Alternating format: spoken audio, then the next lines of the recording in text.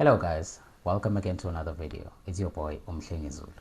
As you've seen on the title, I quit my previous job because I wasn't happy. So today's story is just going to be brief and short and simple and straightforward. So it was in 2022, just when I was doing Take a Lot, right? And what happened was I was called, or how I got this job was I was called by this company. And so I'm not going to mention the company's name, but yeah, I was called by this company and they asked me if I have a job and all those things. And mind you, I was delivering food to this girl, Unomfundo Ntlane, and I always deliver food for her. Like I don't know, it's just a coincidence that every time she orders food, I'm the one to deliver the food to her.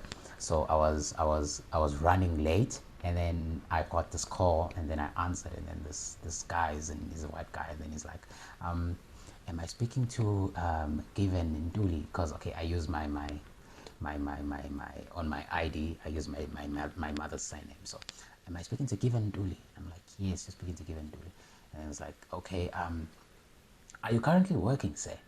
I'm like, no, no, no, I'm not working. And then you know how it goes, guys. They ask you a bunch of questions and all those things. And then it's like, okay, there's a job offer for you. If you're interested, can you please come to this place for an interview and yada, yada, yada. So if you don't know this, in the engineering sector or in the engineering sector or the engineering industry, when you go for an interview, normally you wear your overall instead of your suit and tie. And also, when you get there, you don't get to be asked like 21 questions and all those things. No, that's not an interview. Our interview is you you are given a drawing and you're given material, and then you're given a task to do. If you perfect that task and you're done with that task within the given period of time, so they give you probably like 15 minutes or 10 minutes or whatever to do that task and finish it. And if you do it well, you move on to another one and another one until they're satisfied that you're good with whatever you're doing. So they gave me a task and I perfected that task within a period of 10 minutes. I was done with the first task. The second task was welding, and I did that as well fast, like all kinds in all positions, right? And then it was all well and good. And now, what then happened was, the owner of the company was so impressed that he then said, "Okay, can I please ask you to work for the rest of the day? Can I please ask you to work for the rest of the day?" And then I was like, "No, that's fine. I don't mind." Mind you, underneath, I'm wearing my Take a Lot gear. And after that interview, I was supposed to go to work. I was supposed to go and deliver food and all those things. But I was like, okay, nah, this is an opportunity. I need a job. I need a stable job. So I got that job, guys, and I did the job. Long story short, after I was done for the rest of the day working, because I couldn't go to Take a Lot after that. After I was done for the rest of the day, then I was called to the office. And then when I got there, the owner of the company told me that, okay, he is hiring me. He's impressed. However, he has no position for me here in Joburg. However, he has a position for me in in Durban, right, in Pinetown, Durban. And he said to me, just go home and think about it. I just need you to run the workshop there because they do not have anyone or don't have any qualified boilermaker that side. So they need someone who's going to run the workshop there. And then I was like, okay, how's the money? And then they said, okay, we're going to give you this amount of money and all those things. And then I was like, okay, it's going to be my first job anyways. So, you know, I didn't complain. Okay, I'm just going to tell you guys. They offered me 10,000 rands. So I was like, okay, moving to Durban. I don't know what the situation is that side. How's the cost of living that side? Because I know Joburg is so expensive. But now going to Durban, I don't know how much money is 10,000 rands gonna, how well I'm gonna do with 10,000 rands. But I was like, you know what? Let me just go home and think about it, and then tell my parents, and then see how it all goes, and then talk to my partner and all those things, and yeah, and then we all came to a consensus that okay, I should go there. There's nothing holding me back here and all those things, and then I was like, all right, fine, and then I went to Durban, right? When I got there, the warmth of Joburg and the owner and all those things wasn't the same when I got to Durban. When I got to Durban, there was a manager, the person that was running the Durban branch. And when I got there, the treatment was horrible. The treatment was horrible. Number one, I did not do any boiler making job when I got there. When I got there, they gave me the keys to the car and I was shipped all over Durban. I was doing site work. I was fixing roller doors, roller shutter doors, high speed doors, dock levelers, and all those things. However, the treatment, guys, was horrible. So I was like, for my mental health and my mental well being, I can't do this anymore. I started applying for other jobs. I started applying. And finally, something stuck. So I applied and then I was called by this company that I'm currently working for, right? And it is based here in Joburg, Gauteng, Centurion. And I was like, okay, they called me and I don't want to dive deep into detail why or what kind of, okay, let me just tell you guys. So the reason why I left that job was I was treated horribly. There was this one guy who was getting away with a lot of things that he was doing. So he would do all kinds of things. He would make remarks, he would shout at everyone, and he would shout at this person and that person. And most of the shout was directed at me most of the time. And sometimes you can bear, you can be patient, and you can just take in some of the stuff, and some of the stuff you can't take it anymore. And there was a point where I just snapped and we almost got into a fight and all those things. And I was like, no, this is not good for my mental wellness and my mental well-being. And I was like, you know what, I'm gonna quit this job. But I am one person who doesn't like to do things without a plan. So I had a plan in place. I was like, okay, let me just apply for other jobs, and as soon as something sticks, then I'm gonna leave this job. And God heard my prayers, and he was like, you know what, my son, I have bigger things for you, and I have a lot of things planned out for you. So I then applied, and then I got a call from this company that I'm currently working for. And they said, okay, we saw your CV on LinkedIn and all those things, and we are currently looking for someone with your qualifications and your experience. And I was like, okay, that's interesting. Now let's talk, guys. You know, what's up? And then they were like, okay, we need you to come to Joburg. If you are you currently working? And I'm like, yes, honestly, I am currently working, but I am not happy where I'm currently working, and I'm looking for something better. And then they said, okay, can you please maybe make your way to Joburg if you can, and if you can't, then we can probably make a team viewer meeting, a Teams meeting, and then conduct our interview there. And I was like, okay, now what is your company doing? What are you guys doing? And they said, okay, we are specializing in drilling equipment for the mines and all those things. And as soon as I heard the mine, I was like, okay, I'm coming to Joburg. I then took leave. I took leave, and then I was like, no, I took leave, sick leave. I wasn't even sick, but I just took leave. And then I came to Joburg. And then I didn't even tell my parents that I was coming. And then I came to Joburg. So if there's one thing about me, I don't announce things before they happen. I like to let things play out, and then as soon as I have signed or I've done those things, then I can talk about them.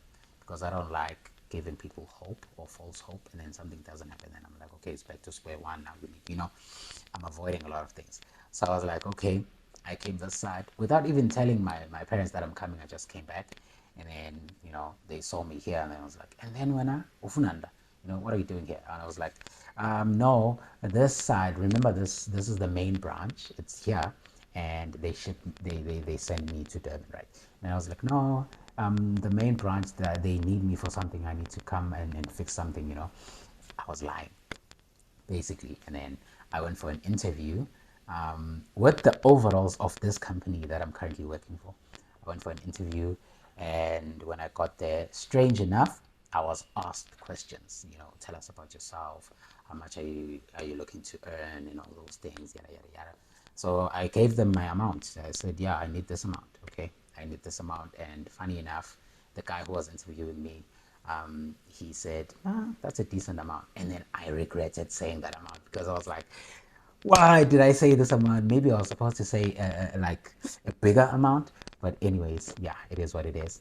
And I was like, okay, no, yeah, that amount is good, And through communicating, because apparently I'm very good with communicating. I don't know, but through our interview, they were very impressed that they hired me immediately. They was like, okay, I think you're good, man. I think we are looking for someone like you, and it wasn't until I was hired, then the guys that I'm currently working with, they told me that they interviewed about 10 people and I'm the only one that was hired. And I was like, okay, now that is insane. But now I then went back to Durban. After the interview, I went back home, and then the following morning, I went back to Durban. So when they hired me, I asked them to give me I asked them to give me like a week, to resign that side and to get my stuff in order and give them notice and all those things. But now what I did, hey, Mshane, hey, you are going to be arrested one day when I son. Anyways, what I did was I stayed there for a week, and then I did not report. I did not tell them anything. I did not tell them anything because it was very close. So I was getting paid fortnightly, meaning 2 weeks. Every 2 weeks, I'm getting paid. It was very close to my fortnight, like that week, the week that I'm supposed to resign on, I'm very close to my fortnight's pay. So I can't resign, because like I need my money. And then I was like, you know what? I'm just gonna leave this place without even saying anything, right? And I left. Also, I need my UIF money. I need everything, So before I leave, because the treatment was so bad that I took this decision to leave without telling them because I don't owe them anything. Like I was so impulsive in that way, and it wasn't until later that I realized doing things like that is going to affect you in the long run. I'm wiser now and I know these things, but back then I was driven by my anger and rage, and I just left that job without even telling them. And then they started calling me. Even the owner was disappointed because I was very close with the owner, which is probably also why this guy hated me, because I was so close with the owner of the company that this guy felt like it's a threat. He felt threatened by how close this guy was with me. Also, because I came from Joburg and all these guys are from Durban. So it was almost like I was a special case in their eyes, but it wasn't the case. I was like everyone else. I was working exactly like everyone else. It's just that I'm from where the owner is coming from, and then now they think I'm the special one. I guess that's why the treatment was so bad when it comes to me as compared to the other people, right? But anyways, yeah, so I left, and then they started calling me, hey guys, the excuses that I made. So when they called me, I just pretended to be my mother. And I was like, Given is not here. He is in the hospital. He was bitten by a snake. Wara, wara, wara. Hey guys, the things we do, the things we say. And I was like, why are you saying these things? Because it's almost as though you are just calling these things. You are telling nature, or you're telling the universe that you want this thing to happen to you. And mind you, guys, it's just an impulsive decision that I made, and now I had to cover it up so that I can push the week and get paid. You understand what I'm trying to say? But yeah, so I did that and I said that, and then now days went by. Now it's almost Thursday. Wednesday, they trying to communicate, but now I'm not answering. And then the owner is also calling me. I'm not answering my phone. And then he's like, he told this guy, Ushoin, to investigate about my thing because now they can't reach me on the phone. He investigated and then he was like, which hospital is this guy in? And then I said, or my mother, which is me, I said, I'm in, sorry guys, my neighbor is just pulling in now and the car, so if you can hear that, I'm sorry about that. So yeah, I was like, I was in a hospital in KZN, Olundi, Nkonjeni. I was like, I'm in Nkonjeni, and then Sean went on to call the hospital and find out is there someone who was bitten by a snake with this description, gave them my information and all those things? And then the hospital was like, no, we don't know that person. No one with that description matches that person. We don't know. We don't have someone like that. And then yeah, they then decided to go to, okay, this guy probably quit and he doesn't need the job anymore. And then I didn't get paid. So I was like, okay, no, that's fine, because I like I said, I save my money. I am very good with money, so I saved up, and I wasn't phased by the fact that I wasn't going to be paid. Even though I needed that money, I wanted that money, but I was like, yeah, it's fine. I have enough money to push me the entire month in this new job, and yeah. So yeah, guys, that's my story.